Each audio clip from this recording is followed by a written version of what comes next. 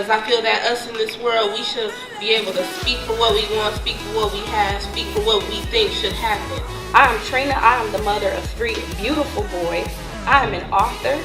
I'm a college graduate. I am strong. I am resilient. I'm very ambitious. I'm very self-motivated.